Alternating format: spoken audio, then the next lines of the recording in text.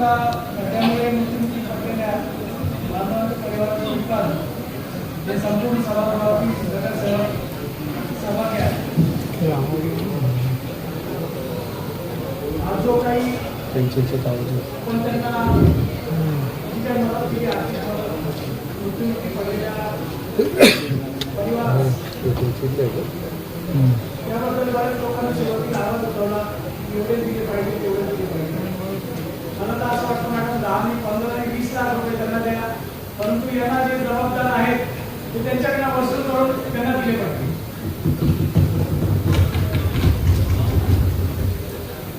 आता आपल्या सांगितलं आपला 1300 कोटी रुपयाचा जो वित्तीय आपण साधन काढलेला आहे आणि मुख्यमंत्र्यांनी 1300 कोटी युवकांनी दिला आहे, त्याबद्दल आपले सन्माननीय मुख्यमंत्री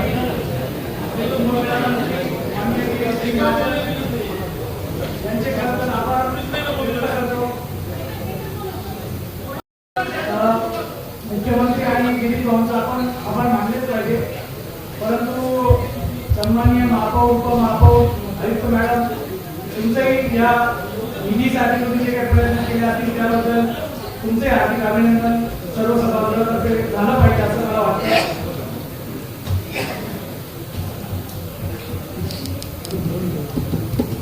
मॅडम आपल्या शहरामध्ये जो काही कुंभमेळा होत आहे त्यासाठीच ही सगळी यंत्रणा राबवली आणि खड्डे पडले. त्या खड्ड्यांसाठी आम्ही विशेष महासभा आपण घेत आहोत. मला असं वाटतं की या खड्ड्यांसाठी राजकारण न करता आपण सर्व पक्षीय लोकांनी मिळून अधिकारी असतील, आयुक्त मॅडम असतील, एक समन्वय समिती स्थापन केली पाहिजे आणि त्या समन्वय समितीने जे कामाचं जे काही सुसंगतता बिघडलेली आहे इथून पुढचे काम कसे सुसंगत पद्धतीने होतील आणि हा कुंभमेळा जो आपल्या नाशिक शहराची ओळख संपूर्ण भारतात नव्हे तर जगात आपण निर्माण करणार आहोत, हा कुंभमेळा कसा यशस्वीरित्या पार पडला पाहिजे यासाठी प्रयत्न झाले. त्यासाठी आपण मॅडम माझी विनंती आहे की तुम्ही एक समन्वय समिती गठीत करावी.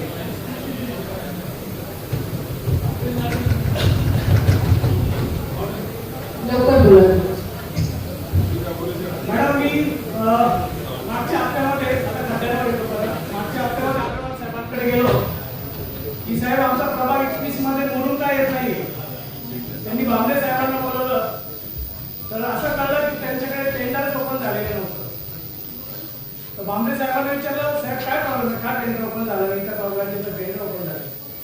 त्यांनी असं सांगितलं की एक कॉन्ट्रॅक्टर आहे त्यांनी एकच 100 रुपयाचे 5 स्टॅम्प लावले पाहिजे होते, ते एकच लावला आहे म्हणून सांगतो.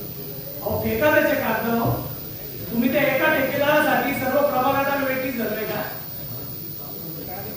मॅडम? इथे आम्हाला दिवस लागतं सर्व नगरसेवकांना काय मानसिक त्रास होत आहे ते तुम्ही पण नगरसेवकच आहात हे तुम्हालाही माहित आहे, परंतु या प्रशासनाला याची काहीच घेणं पडलेलं नाही असं वाटतं. मॅडम आज मी इथे सभागृहात असताना मला फोन येत होते आमच्याकडे म्हणून आला पाहिजे, तर मी संबंधित की मी अग्रवाल साहेबांकडे स्वतः बसून टेंडर ओपन करून घेतलं आहे म्हणून काय येत नाही. तर तिथं मला असं कळलं की त्याची वर्क ऑर्डर झालेली नाही.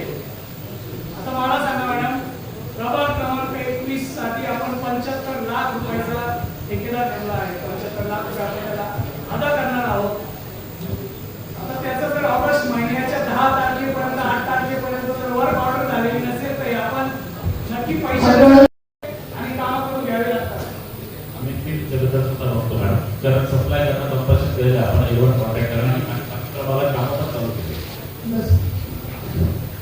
अजून काय मॅडम हे जे काही खोदकाम होतं आहे आणि आपण ज्या मुख्य रस्त्यांवर जे काही म्हणून किंवा जे मटेरियल टाकतोय तर तिथे कॉन्ट्रॅक्टर किंवा